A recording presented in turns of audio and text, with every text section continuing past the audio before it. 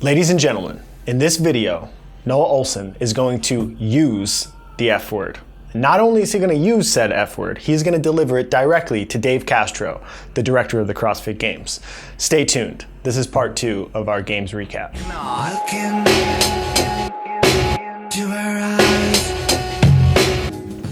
So the next day, Friday, there were actually a few events that I was looking forward to. We had the Battlegrounds, which is the obstacle course with a little bit of running in between. I had done well in the obstacle course last year. I figured I could do well now. I was 19th place going into that day, so I was one spot in the second to last heat, which is you usually want to be in the last heat. It's the most competitive. The Battleground's is an interesting event for Noah. So it has the rope climbs in it. So it has a dummy drag, which really didn't, I mean, some people ended up making a small competitive advantage in that one little portion, but it was a really small portion of the overall workout, which didn't really contribute to winning and losing in that event. So there was that. Then it had the 2 rope climbs, which, you know, everybody again has been chirping in Noah's ear in the media about Noah not being good at rope climbs because of what happened last year in the last day of the CrossFit Games and him blowing up and him having grip issues and whatever the potential reasons that would give him doubt and have those thoughts in his head. Then it has a run, an obstacle course, which he's really good at, a run, and then back to the ropes, and then finishing with the dummy drag.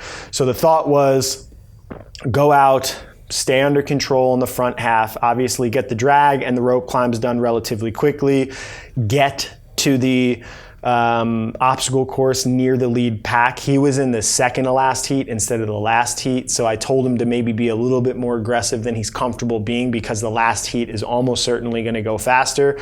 Really capitalize on the obstacle course, and then on the way back, turn it on. I get out on that event, make it all the way through the obstacle course, and come back on the run in the lead. One other person, James Newberry, really good runner, passed me a little bit. I wanted to obviously win my heat and do well, but there was something, I don't know what it was, that I held back on a little bit there, and that was like a small regret. Those are like the little moments where I'm like, okay, should I be super thrilled and super positive that we kind of just had a pretty good experience, pretty good event, or should it be a discussion where like, hey, if you're right next to a competitor on the back half of a workout, I don't care how good you think they are at running, run with them, or run and like don't let the gap widen. So 5 seconds would have been better than 10 seconds, would have been better than 12 seconds. And you got to have that in your own head to hold that standard in competition. Now, you know, that can go one of both ways. I think, unfortunately, that the mishaps that had already happened had snuck into the back of my mind to where I didn't want anything like that to happen again. So I kind of told myself, like, all right, don't risk it here. You don't want to sprint to the rope climb and then fail a rope climb like last year and not be able to. And obviously that's a terrible thought. You don't want that going on in your mind while you're competing. That's one of those moments where I'm like, man, we should have challenged it more in training. Like, he should have never thought that. He doesn't have a rope climb issue. He's not going to fail on 2 rope climbs at the end of that workout. He's got to have the self-belief to really turn it on. So I wanted him to have that. But it was still a good event that started moving him back up and kind of got the positive, you know, forward steps that he needed to start believing that he can be competitive in the games again. I ended up taking second in my heat, 10th overall. Decent start, could have been a little bit better, but not terrible. Like, kind of getting back in my groove.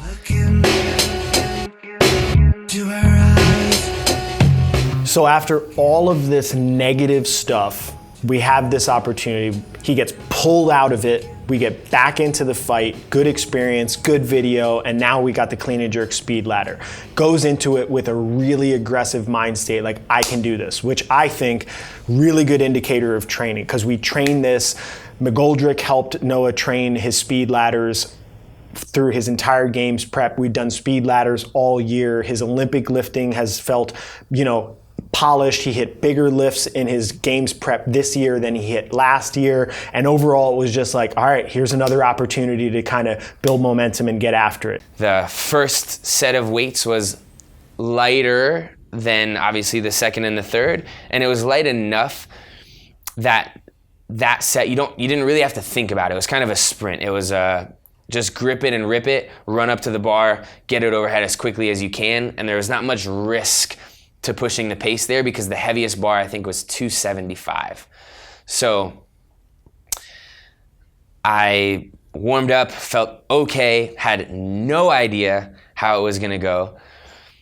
Got out onto the floor, and then this is probably the second notable moment of the games for me that made it really, really special. And when this moment and memory and story of this CrossFit Games started to build for me, we had to put our hands on the wall behind us to start.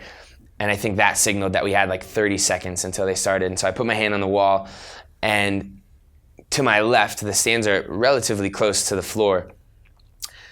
A couple of people started chanting my name.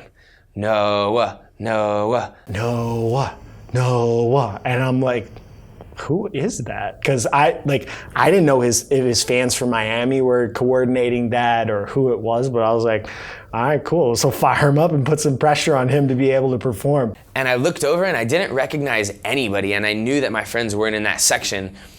And I kind of smirked and was like, all right, I'll take it. You could see his smile from, the back of the stadium, which is where I was. I think I was in the second to last row, and you could kind of see him look over and smile and point to them. And I was like, all right, well, he's in it now. And then more and more people joined in and were chanting my name. And then they said 10 seconds and they stopped. But I just kind of felt filled up. I had this energy that built up inside me and I was fired up. I know it's valuable for other athletes to hear somebody else's name and think that all eyes are on them, because it almost acts as an inspiration inside of them, and for the other athletes, kind of a distraction, because they have to focus on themselves and they're hearing their competitor's name being screamed. So for me, it was just a great, happy, positive moment, because I'm like, all right, they're screaming his name, but now he's got to back it up. So ran out, ripped through all the bars, was able to really smoothly power clean and push jerk all the way through. I think the last 2 bars I split jerked, but I finished a second behind the first guy in our heat. Gets into the second pack of 20. Awesome. Can't ask for anything better. In my mind, I'm thinking, all right, get somewhere near the top 10. If you do that, great. If you can get into the top 5 heat, awesome. But for me, that was just like icing on the cake, because there's some gorilla type athletes at the CrossFit Games. Second weights were a little bit heavier, to the point where I needed to slow down a little bit and take time to set up, because if I rushed, there was a possibility that I could miss a lift. I get out, hand on the wall, same thing. They start chanting my name again, fired up. There were 5 bars, easy lift. Third bar, I'm in the lead, pretty easy lift. Step up to the 4th bar, it was 300 pounds. I power clean it, which I wasn't expecting to be able to do. Quick reset, split jerk, drop the bar. I'm stepping forward to the final bar. Only Nick Uranker is right next to me. He ended up winning the event overall. He steps forward. As I'm going to the last bar, my hands were kind of sweaty from whatever it may be. There's a bucket of chalk lined up right at the end of the 300-pound bar and way before the 305-pound bar. They had told us before the event started that you have to step over each bar to go on to the next one, or that there was going to be a 10-second penalty added to your time. Didn't think too much of that, unfortunately. And so I finished the lift at 300 pounds, and rather than stepping over the bar and having to backtrack to the chalk bucket, I stepped to the side of the bar, put chalk on my hands, don't really think about going back around to step over my bar, and just move to the final bar, because I'm just thinking about that bar by itself. Clean, jerk, lock it out, run across, super fired up, screaming to the crowd, finish second in my heat. Pretty good time overall. There were still 3 or 4 guys working on the floor, and I just felt like on a high. I felt like, God, yes, a strength event that I crushed. I just felt really good. And so we're leaving the floor. I knew I'd secured a good time. I was thinking maybe that was even enough to make it into the 3rd round of the finals with the heavy bars, which would guarantee me a top 5 finish, which would be amazing. So we're walking off the floor, and Dave Castro walks up to me and he says, Noah, you stepped around the bar, you just got yourself a 10-second penalty. And I just felt crushed. It was in the middle of the floor. Everybody in the crowd is still cheering. And he just said that from 5 feet away from me. And I said, no, really? And I had forgotten about the rule. I didn't even realize that I stepped over the bar. They were showing the replay of everybody on the screen, and I looked up, and sure enough, just because of the way it was laid out, I happened to go around the bar to grab chalk and step to the next one. And it was another like, no way type of moment. Like another, how did that happen? If you take the step around the barbell, executes it from a lifting perspective beautifully. But the truth is, you can't take that mistake out of the equation. Honestly, I felt kind of frustrated because I had tried to set up a training environment all year where I set rules, standards, step over the barbells, no reps, where all of those details were always paid attention to. And then to have it happen on the training floor at the games was like, shit, I didn't do my job. How did this happen? And I go into the back and I'm thinking, maybe they can't hold us to that penalty. Like, I don't know if anybody else did it, but it just seems so silly. Like, why penalize me 10 seconds on an event that's so fast? It was under a minute in itself. So adding 10 seconds to that took me from what would have been, I believe, a 7th or an 8th place finish to a 15th place finish on that event.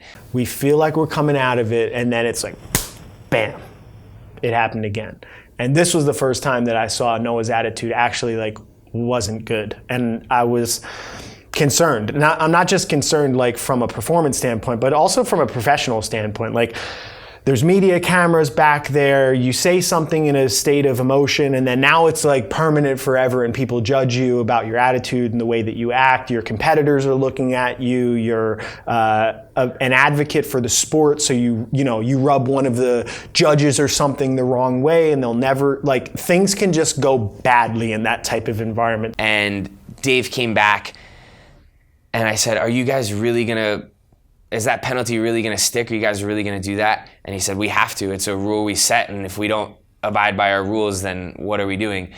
And I said, man, I just in the moment, I was really frustrated, and they had just told me before that event started that they looked into the pedal situation, and again, that there was nothing that they were going to be able to do, that I was going to hold on to my 30th place finish. And it just kind of all culminated in that moment. And I said to him, I just feel like I keep getting fucked. And I don't usually use that word, and I feel bad even saying it now, and again, I didn't want to make excuses, and I didn't want to try to pass the blame off, but it just really felt like, what else can happen to make this games not go well for me when I wanted it to be the best games ever? Really frustrated, really disappointed, because I had finally actually performed really well, and I should have gotten awarded a certain amount of points for that, and I should be feeling this way that I wanted to be feeling, but instead I was just bummed out. So he comes out and he's just in a bad state of mind, and I don't really know what to say or how to handle it. And in my mind, I'm like kind of tense and upset and frustrated because I was still pissed off that he walked around the barbell. So he comes over. He says, so, like, I don't know exactly what he said and what I said, but basically I like gave him a hug.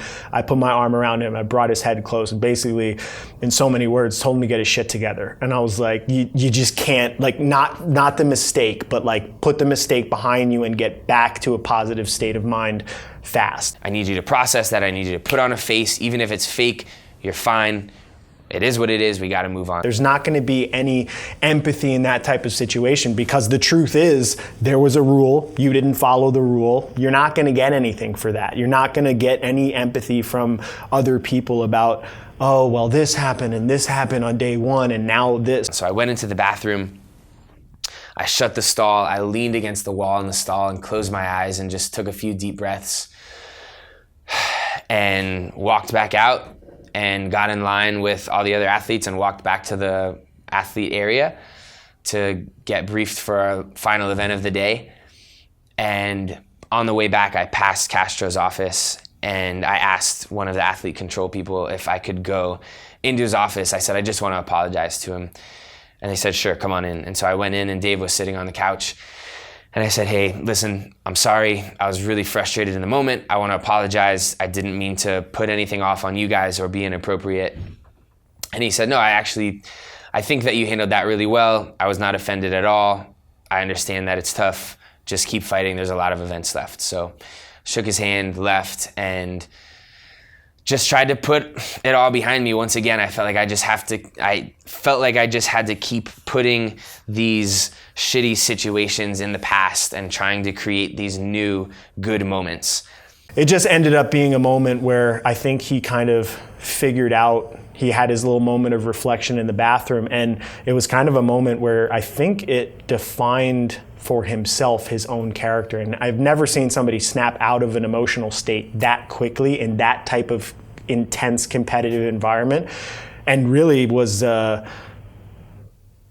was just kind of amazing. He came out of the bathroom, he's like, all right, I'm good. He went and, said his apologies or did whatever he had to do to kind of get right with himself. And we moved on from the situation pretty quickly. But the truth is, it was just a mistake. It was an execution error that cost points on the leaderboard. But I wouldn't really classify that in the same type of situation as kind of what happened from a day one perspective. That was just, a very clear mistake in execution that cost points. To her eye and to her eyes, you look at me. To her eyes, look at me. To her eye and to her. Luckily for me, that evening, Fibonacci was the event, and it was a repeat from last year. I had done relatively well, knew I could do better, had a little mistake there where actually had I gone one or two more boxes on the overhead walking lunges last year, I potentially could have gotten myself on the podium right there in that moment. It was a very short time cap. I didn't realize how much time was left, so I set the kettlebells down to take a quick shakeout and then pick them up to finish. But when I looked over to the clock, there were 10 seconds left, so I scrambled to pick them up, and it was not enough time to do those extra lunges that, when I looked back, again, had I crossed, it might have only been one more set of lunges, which was about 6 feet. That would have given me a 2 more place higher finish on that workout, which would have given me about 5 more points overall, and I would have been 1 point in third versus fourth, which I ended up finishing last year. So anyways, there was a lot of emotion around that workout. I really wanted some redemption. I wanted some redemption on this weekend as well. Felt really good about that one. I went out and I was in the second to last heat again because they hadn't reseeded from the prior events, and I crushed my heat. I felt really good. There are just some workouts where you're in your zone and it's a weird feeling, and I explained it to Max, it felt like that was an easy workout for me, and it was almost confusing to me why I was so far ahead of everybody else. And I don't mean that in an arrogant way at all. I'm not saying I was so much better. I'm just, as I was advancing through the workout, I was like, man, how am I getting so far ahead of these people? I don't know, but I'm just gonna keep rolling with it. So I made it all the way through the deadlifts and parallel handstand push-ups, a good amount ahead of the field in our heat. As I stepped forward, I was the only one at that point to get to the kettlebell overhead walking lunges. Inside of the arena, the crowd was going nuts. He goes out, and that was one of the loudest times I heard the Coliseum during the entire event. I mean, people were screaming for Noah to finish the lunges on the way down. He had a huge lead. And I usually don't pay too much attention to that in the middle of a workout. Like I said, I could hear the chanting before the workout, which was really cool. But in the middle of the workouts, I'm usually so focused, but I had a moment there to kind of soak it all in, and I felt so good, and I felt like this is it. This is a moment right now that I need to capitalize on, and I'm going to, and it's happening. I felt it happening. So I picked the kettlebells up, and I lunged down the field, and everybody, as I'm getting closer and closer to the finish line, people are just getting louder and louder. I can see people standing up, and that was fueling me, and I feel like I'm building up this moment right now, and not that it went crashing down at all, because it didn't. It still went really well, but I wasn't able to make it all the way through the lunges unbroken. I don't think anybody did. I was hoping that I was going to be able to, but it was a long way to go. I think it was 90 feet of holding 2 53-pound kettlebells over your head. So my arms got a little tired. I set it down with 3 boxes to go to the finish line, still way ahead of the field. I actually don't know if anybody in my heat had picked up the kettlebells at that point. I had a minute and a half to still get the workout done.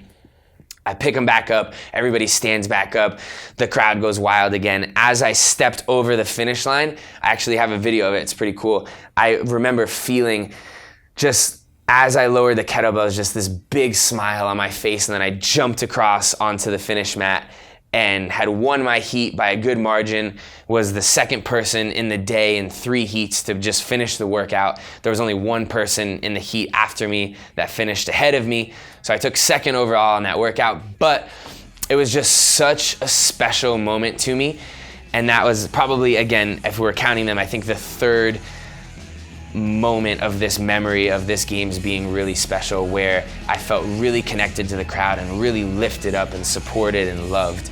And I went back to the house on Friday night kind of on a high. And I think that moment when he crossed that finish line and felt that high and felt all of those thousands of people screaming purely for him and what he was able to do with his body to be able to inspire people in that race was a moment that I think will stick with him. And those positive experiences as athletes, which most people never get an opportunity to experience, I think help define somebody's why and help people understand why they're competing, because they have the opportunity to create those moments. And now it's not a matter in his head of, can I create those moments? It's, I can create them, but I have to do the work to get there. So the big nugget from that specific event was just that it was a experience that I think will stick in his psyche and his heart for a long time, and helped him understand and appreciate the value of the audience and performing for them. And I think that second place finish had bumped me up to like 9th overall, which still not at all where I wanted to be. I think I would have been disappointed had I not had these moments, but I just was fueled up. We had 2 days of competition left. Joanne was getting in that night. I felt overwhelmed with love and got to connect with some people on the way back as well, and got a ton of messages from people just talking about how inspired they were and how much they were rooting for me and how good it felt to see me succeed on that. So that just filled me up even more.